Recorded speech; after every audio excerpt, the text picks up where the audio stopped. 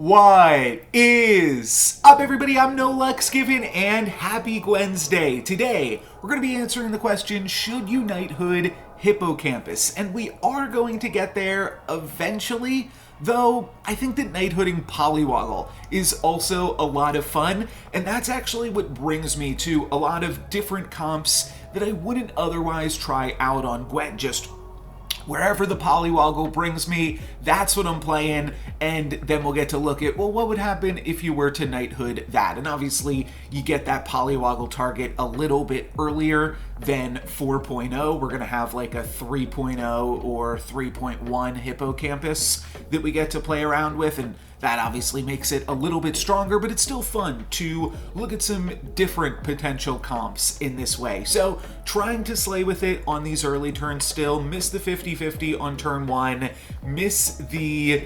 75%er on turn 2. We were 75%, either we attack first or they attack first, but they don't attack into the Polywoggle, and either way we grab the slay, but we get a little bit unlucky, and that means that we're going to just wait until 3.0 till we try to slay with the Polywoggle. We'll pick up Mad Mim to make that a little bit easier for when we get there. I could also actually see selling Golden Chicken here and putting a Mad Mim in slot 1, and then on 3.0 we play Mad Mim, backline, and then frontline we play empty, Polywoggle, plus some other stuff that we pick up next turn. And that would be able to give the Polywoggle even more attack to get that initial slay. Now, that's not actually what we're going to wind up going with. I just hold on to the Golden Chicken for 3.0. And that does allow us to pick up 2 level 3 characters from this shop. I'm going to pick up the Lucky and the Princess Peep. And then, like I said, we're going to move Polywoggle to slot 1 now and actually try to slay with it. And if we don't slay with it here, I can also turn that into a good thing. If we don't slay with the Polywoggle, then I'm going to pick up Turkish Delight, try to not slay with the upgraded Polywoggle again for a turn, and then on 4.0, I would be trying to slay with it. So always just throwing a bunch of different things at the wall. That's part of why I love playing with Gwen so often. I feel like there's just so much this hero can do. And we've got some fun Gwensday content coming up next week as well. But for this one, we slayed with both of our Polywoggles there on 3.0. So we can probably pick up some XP if we'd like to, but the important thing here is we've got 2 level 4 characters ready to go, and they're ones with some synergy on the current board. We've got a Fanny plus a Lucky, and then we've got a Hippocampus when we've got this Princess Peep that we are already rocking. So just going to wind up using the Turkish Delight and then rolling. Basically same thing that I did last turn, though this time I'm not going to be locking on to anything here. I think that there's some better characters we can find on 4.0. We could potentially still go into Dwarves if we pick up some more Dwarves, or we could go into Summons, and we already have this upgraded Hippocampus that is going to be able to grab a lot of bonus stats throughout this game. Now, this one, a little bit awkward. The Princess Peep does not even activate because the Horde Dragon kind of fell asleep there. So no bonus stats on the Hippocampus, and that is, I think, somewhat that makes this game feel a little bit more like, okay, well, what would happen if you were to just upgrade a Hippocampus on 4.0? Because we're on 4.0 right now, and despite having the Hippocampus, we haven't actually gotten any bonus stats onto it. Like, we haven't purchased or otherwise created any animals that would give the Hippocampus bonus stats up until this point. So I do think that this is a good example of what you could do. Now, granted, we did find the Turkish Delight, which I think I either looked at last week or 2 weeks ago in terms of its synergy with Gwen. The Turkish Delight is definitely helping us here in this game, and the Fanny is kind of helping to justify the Turkish Delight, though, like I said, that Horde Dragon fell asleep anyways. But I think from here we can just pretend that I Knighthooded Hippocampus on 4.0, technically 3.2,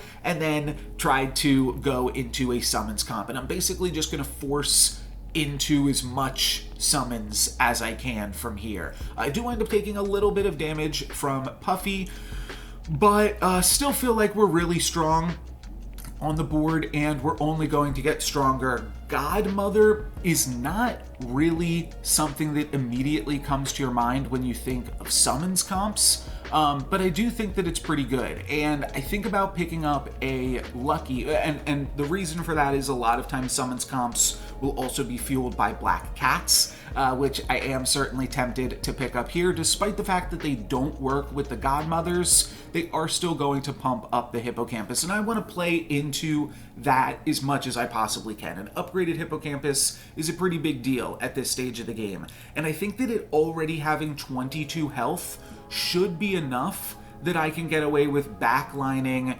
Princess Peep, because I don't think that Hippocampus is going to immediately die, and I do think we'll be able to start attacking with Princess Peep, and we'll be able to grow the Hippocampus more if we keep that Peep in the back line so it has more space to actually summon the sheep. So that's the plan here.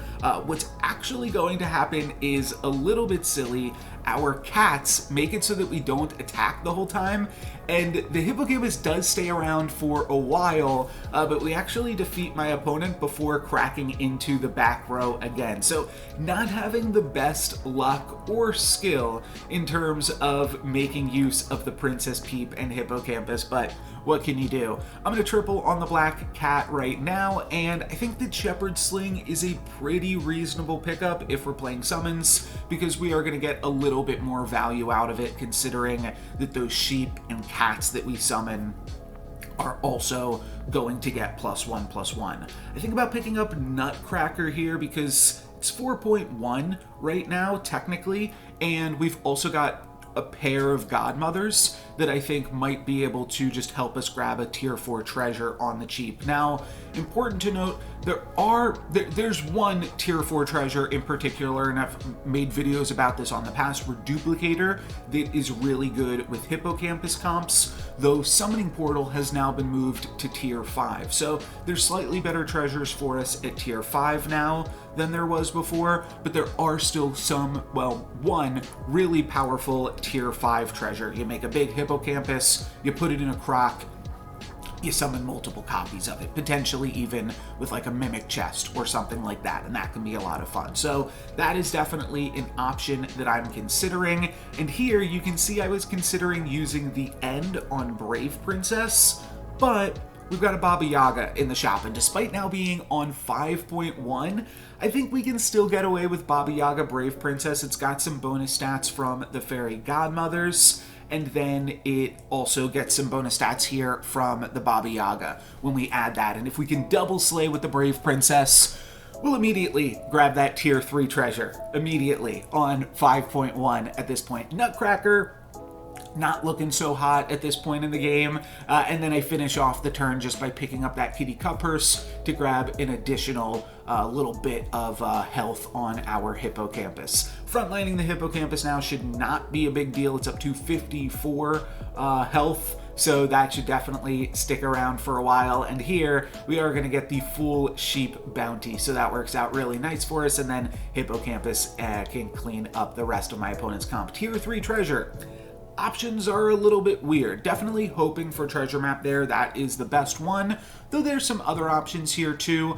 There's no real need to take Merlin's hat, which is what I would typically pick up in a situation like this, just because could help us buy XP or something, but we're already on 5.2. Seems like the game is still pretty new, but we're already on 5.2, so I don't really think that I need the Merlin's hat. So the choices are either Power Orb to activate, or to give all of our characters a little bit more stats, or I take Sting, which is also pretty good with summons, and then just put something in slot 1 that can really appreciate the sting. Like, well, the sheep are going to be able to make use of it, among other things. I do want to give a shout out for a split second. I know I'm about to pick up a baby bear, which is obviously really, really good alongside the sting.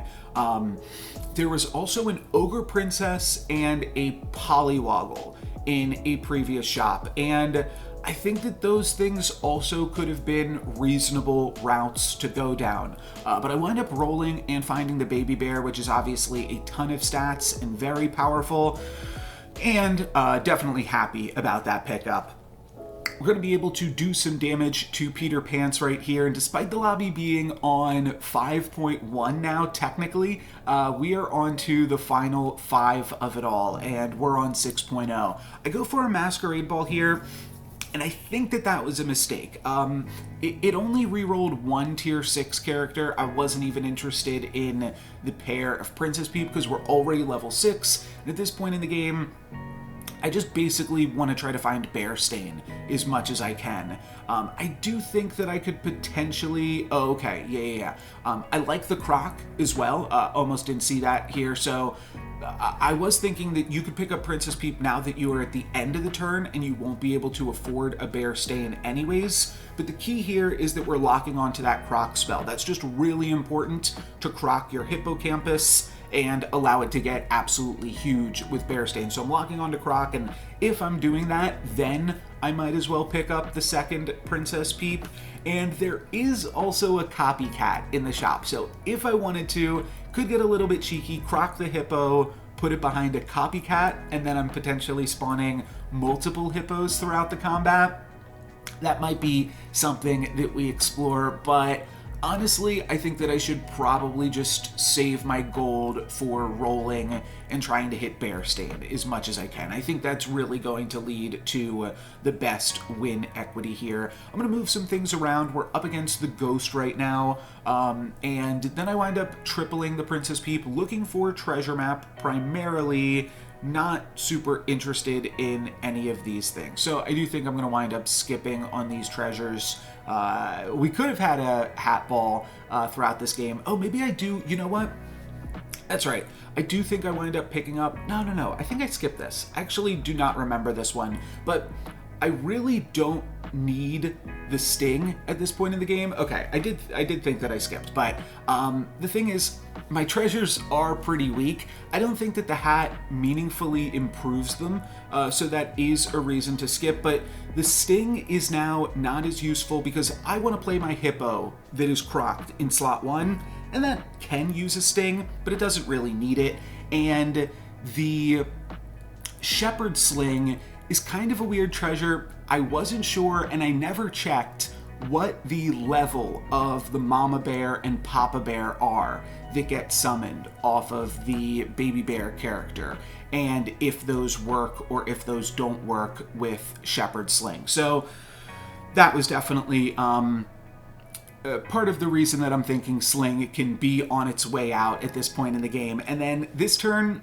I'm going to wind up picking up a Lancelot and a Hercules, and I'm going to try to make some moves to get rid of some of these lower tier treasures. I do like the Baby Bear as well. Like I said, there's Summoning Portal now on level 5 that could be of interest to us, though I didn't want to pick up the Baby Bear this turn because that would mean that we were playing down a character, which typically is not a good thing, but sometimes can be in the summons comp. But I'm just going to wind up locking onto the Baby Bear then. Part of me wants to try out the new Summoning Portal on level 5, and I don't play summons too often, so this might be a good opportunity to do so. So we'll see what we can make happen out of that. This Fates has got a Golden Croc, and we'll see what is inside of that in just a moment. We'll eventually pop open the Croc, and it's just a Lordy, so kind of a weird comp from my opponent's side of the board. We'll hit them for a little bit of damage as our Hippocampus survives.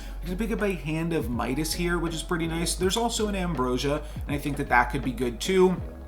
Give us a little bit more flexibility, but the plan here is really to just pick up the Hand of Midas and then roll for Bear Stain, and that's the whole plan. We'll pick up Baby Bear and we can toss the Sting with that, and we'll pick up a Monkey's Paw. That's kind of what I was alluding to when I was saying you don't want to play down a character. If we had tripled the Baby Bear and picked up a Monkey's Paw last turn, I would have felt pretty good about that, but I feel great about this. After just one roll, I find the Bear Stain and am able to crack the Ambrosia, so now I have an upgraded Bear Stain. That'll make our Hippocampus go absolutely nuts, and we're also looking to activate Hercules this turn. If Hercules can get in 2 combats, it'll deal 37 damage, and then we'll have a tier 6 treasure to activate. Now, what actually winds up happening here is my opponent's lightning dragon attacks into my fairy godmother, which then prevents my Hercules from activating in 2,